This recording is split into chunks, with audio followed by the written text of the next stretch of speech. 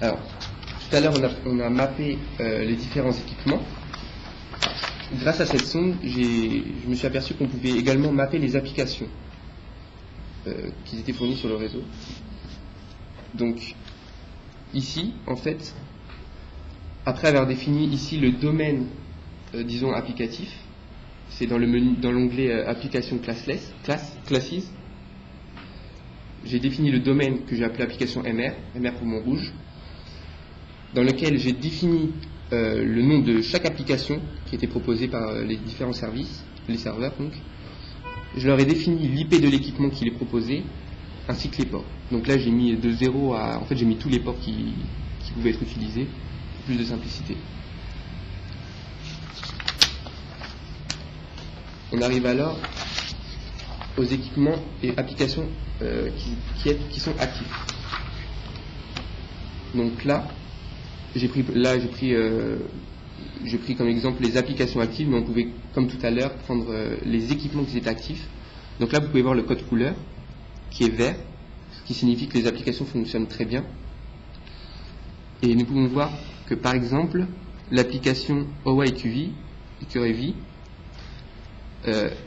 est actif lorsque a été faite l'imprime écran. Donc là, deux applications pour nous. Donc, les applications sont mappées, les équipements sont mappés, les environnements ont été définis. Donc, on arrive à une interface, une sorte de tableau de bord, dans lequel on a plusieurs informations qui sont, pour ainsi dire, résumées. Donc, tout d'abord, on a un graphique sur lequel il y a la courbe des flux entrants, les in, des flux sortants, les out. Donc les in sont en jaune et les out sont en vert. Nous avons une moyenne des débits et le maximum atteint. Nous avons le pourcentage des applications mappées et les autres, c'est-à-dire celles qui ne sont pas encore connues. Et les principaux protocoles utilisés, TCP, IDP ou d'autres. Donc, à terme, nous pouvons, je pense, avoir répondu aux principaux besoins de l'entreprise, parce que la sonde réseau a permis de définir quels étaient les équipements dont ils étaient bien actifs et utilisés toujours par l'entreprise. Les salles blanches ont pu être nettoyées et de nouveaux serveurs ont pu être installés. Des économies d'énergie et de coûts d'équipement ont été faits.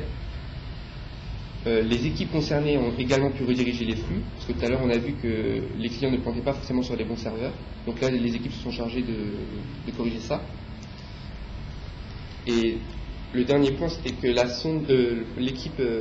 l'entreprise souhaitait avoir un outil durable. Donc la sonde peut dans le futur être utilisée très facilement pour résoudre un incident.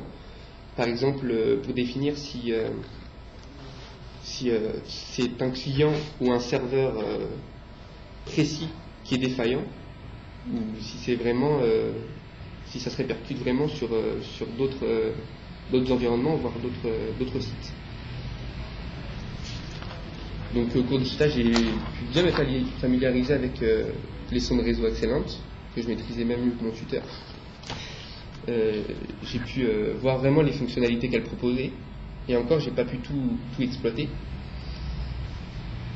Et j'ai pu vraiment apprécier les détails qu'elle fournissait, parce que c'est vraiment des choses pointues qu'elle proposait et des informations. Elle a vraiment un vrai détail en fait.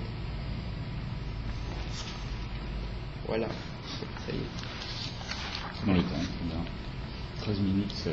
Il est tracé.